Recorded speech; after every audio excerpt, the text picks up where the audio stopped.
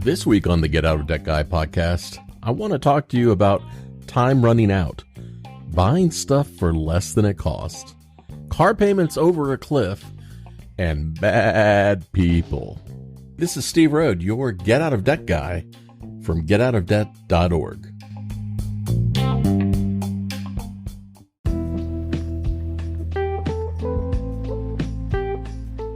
The gift that keeps on giving and taking and giving.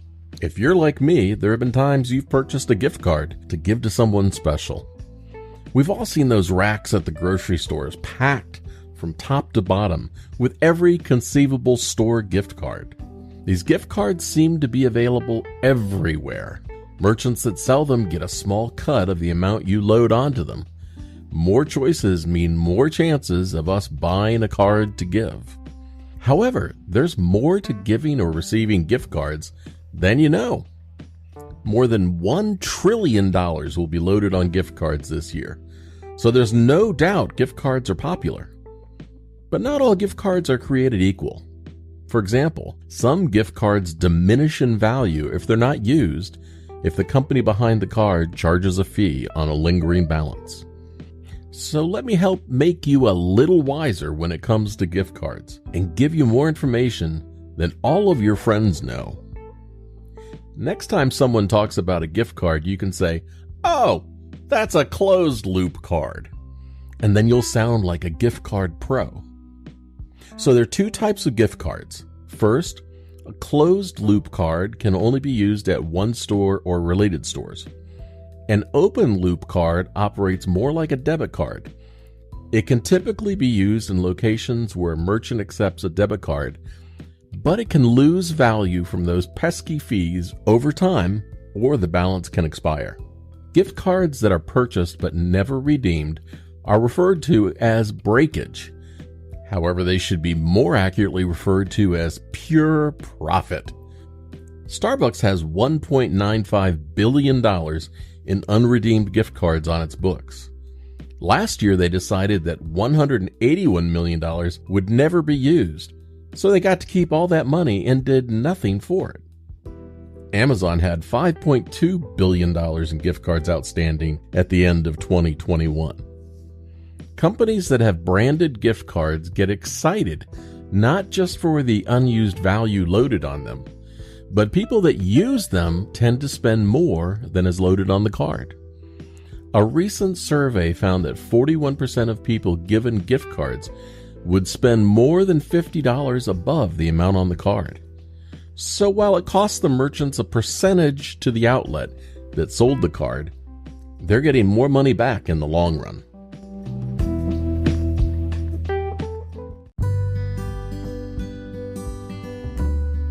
Not all gift cards are fan favorites. Did you know gift cards can be resold for cash? One company that purchases gift cards is Card Cash. Now you can find them online at cardcash.com. For a $25 Walmart gift card, they'll pay you about $21. A Ross $25 gift card only gets about $14. It's less popular. People who use the Card Cash service can even trade their gift cards in and get one for a different store. So while the Walmart card might only be worth about $21, you can trade up to a card from CVS or Lowe's and get $23 in value. Card Cash describes its service by saying, "We buy gift cards for less than their value from people just like you who don't want them. And then we resell them at a discount so you can save even more." By visiting the Card Cash website, you can purchase gift cards from the stores you will make purchases from. You can buy a store gift card at less than face value and get the entire credit when you use it. The discounts can be substantial. For example, if you have spent money on games on Facebook, you can get a Facebook game gift card at 34% off face value. As of the time I'm doing this podcast, there's a bunch of other recognizable places that are about 30% less than the face value of the gift card. Places like Macaroni Grill, Harley-Davidson, NBA Store, NFL Shop, and NASCAR.com. Purchasing discounted gift cards is a way to get or give free money. You heard me right. For example, you win if you buy a $500 Harley-Davidson e-gift card for $350. It can be redeemed for $500. You'll wind up being a thrifty hero. The person you give the gift card to will say, you shouldn't have. But what they won't know is, you didn't. One final point to remember about gift cards. Suppose you purchase a gift card and the company files bankruptcy or goes out of business. In that case, the card can instantly become worthless. Ultimately, it'll be up to the court to determine if those cards have any residual value. So, there you go. You now know that a smart gift card buyer can purchase name brand cards for less than face value and avoid giving those open loop cards that will just lose money to fees.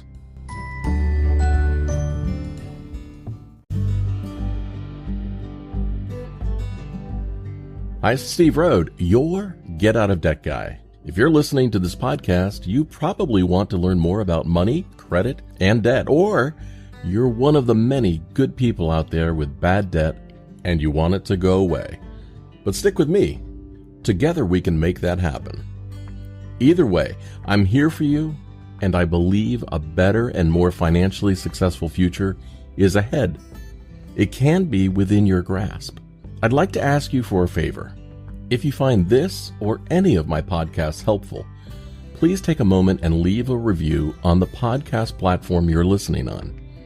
Your feedback and opinion matter to me, and if I've done a good job, your review helps others to find the podcast as well. And while you're there leaving your review, don't forget to subscribe to the show so that you can be notified when the next episode comes out. Last piece of housekeeping. If you have a question or comment you'd like to hear on an upcoming podcast, you can leave me a voice message at getoutofdebt.org/message. Or leave me a question for me to answer on my website by going to getoutofdebt.org/question. Thank you so much for being a great listener, and I'm sending you a giant virtual hug in return. And now, on with the podcast.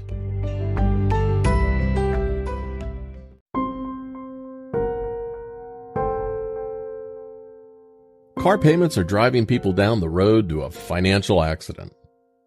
In 2022, we set a new record when it comes to car payments. But unfortunately, this is not the kind of accomplishment that results in a trophy or a ribbon. The average car payment is now over $700 a month for the first time. That payment is more than some people pay on their mortgage. Ivan Drury, a senior manager of insights at the car buying expert Edmunds, said, quote, "I joke with people that every new car purchase is a luxury car purchase.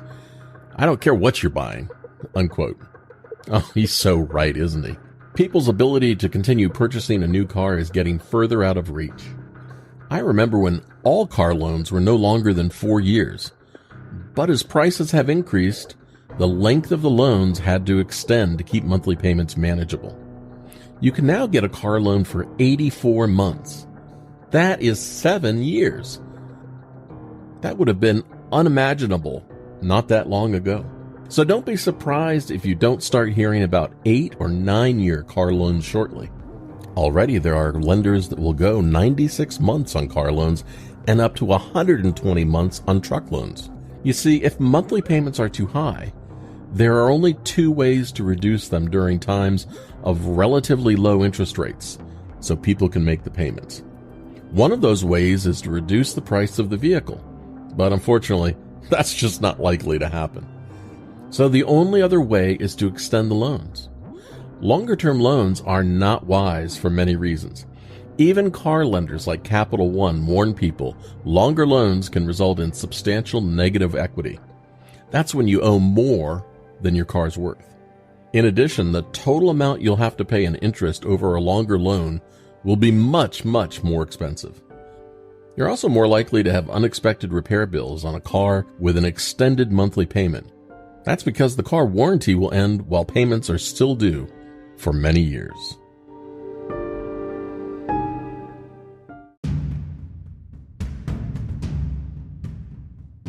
The explosion in new car unaffordability has created a market where used cars are rising in value. According to data available, used car prices jumped 16% last year, while new car prices jumped only 13%. I know people that sold their used cars and bought a new car with a lower payment. It's just been nuts. Some people have even found a new side hustle, buying and selling used cars. The cottage industry has emerged, selling classes and courses on buying and flipping cars. Is this a fad or a sustainable way to make extra money on the side? I don't know. What do you think? I want to hear your opinion. Is buying and flipping used cars something you'd spend money on or to speculate in? Can you hope to sell and make money? Ultimately, the best way to make money buying and selling any asset as a side hustle is going to be by educating yourself first about the prices buyers are willing to pay rather than what you think they'd pay. My friend Damon Day, who you hear on the podcast sometimes, is in the process of evaluating some different side hustles to share with you. First, however, he's trying them out to give you first-hand advice on this experience. I'll ask him if he's willing to try flipping a used car as a side hustle trial. If that's something you'd like to hear more about, let me know, and maybe I can throw in some cash to make this side hustle experiment work. I don't want to spoil the surprise about the first side hustle you will share with us, but be sure to subscribe to the podcast to hear about his successful money-making side hustle that just helped pay for part of his recent vacation.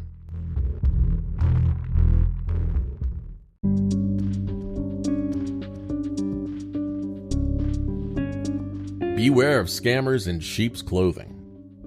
Every day I hear from a new person or research yet another scam. This scam I just heard about struck me as particularly destructive and a nasty one. None of us are immune from being scammed. Sometimes I've been the target of a scam. Not long ago, I received a phone call from someone claiming to be from my bank. They had the correct bank name and knew my name. It would have been easy to fall for their demand to give up account information. In this case, I told the caller to contact me via the banking app or their website, and I'd be happy to assist him with his inquiry. But I was not going to give him any information based on his phone call. I had no way to verify he was who he said he was. As soon as I hung up the phone, I logged onto my bank website and sent a message to customer service with the name and caller ID he gave me. The bank responded that the person was not an employee and they had no record of that telephone number within the bank. Trust me when I tell you, I would have fallen for that scam call in my younger years. But between all the work I do looking into scams and a bunch of years behind me, I'm a more challenging mark to scam.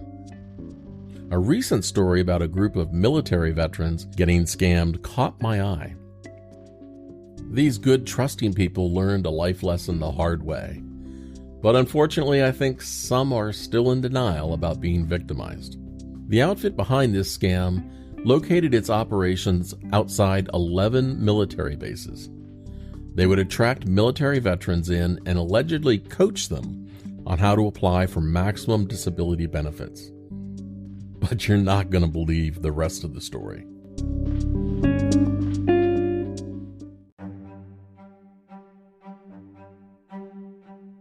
Here's why I don't think the military veterans spotted the scam right away. And this is going to surprise you. The 11 locations next to military bases responsible for the benefits scam were churches. The whole story is those veterans who were coached on how to apply for disability benefits were then pressured into donating those benefits to a church. The church allegedly offered fee-based biblical classes and stretched them out for years. In addition, it is alleged they often taught little and required students to recruit more members while soaking up their GI Bill benefits.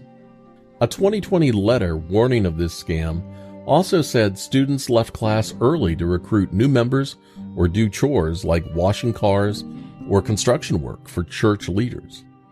The leader of this church enterprise is said to have used the money he scammed from his members for lavish vacations and luxury Florida homes.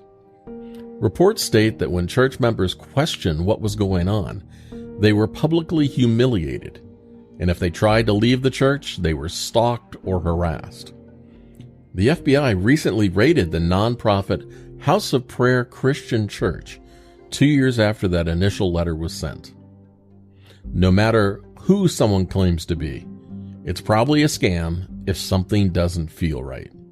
If someone is asking you to give up money by manipulating you with fear, greed, or guilt, just take a breath and ensure you're not acting before thinking.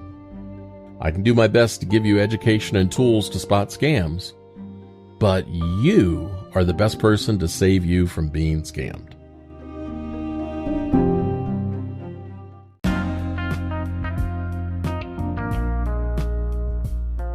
Time is running out for so many student loan debtors to get student loans forgiven. The Department of Education has had the Public Service Loan Forgiveness Program on the books for many years. This program allows government employees, nonprofit employees, military service members, and public safety employees to get their federal student loans forgiven after making 10 years of reduced payments. The idea behind the program is that people who pursue lower-paying public service occupations like firefighters or police officers or teachers deserve a break. So the program was supposed to encourage more people to pursue these valuable, lower-paying occupations in exchange for federal student loan forgiveness. The program has been a disaster. Promises were made, people believed them, and when it came time to deliver, the government did not honor the program and forgive loans as they said they would. It's been a mess. First, student loan servicers gave student loan debtors incorrect information. They failed to put people in the right repayment programs so their payments qualified. Even when people made the 10 years of payments and were told they complied with the program for forgiveness, they were rejected for forgiveness. Under the Trump administration, the Department of Education said students had to continue working for public service employers after making 10 years of payments because they had to wait for the applications to be approved. Looking over forgiveness requests took more than 2 years and resulted in most forgiveness requests being denied. It was a train wreck wrapped in a hurricane on fire.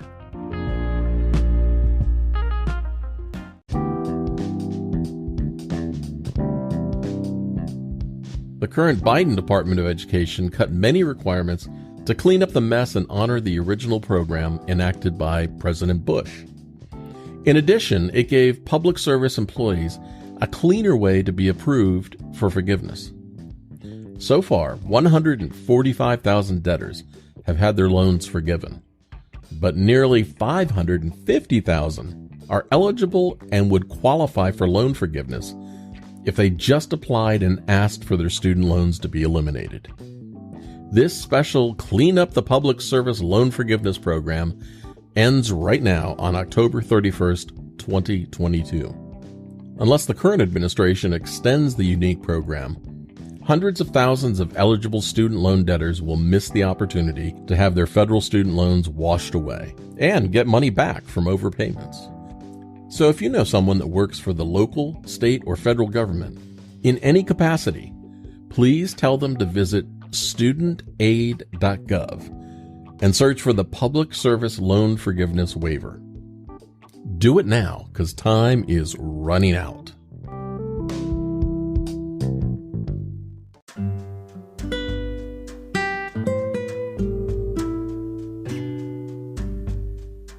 Thank you for listening to another Get Out of Debt Guy podcast.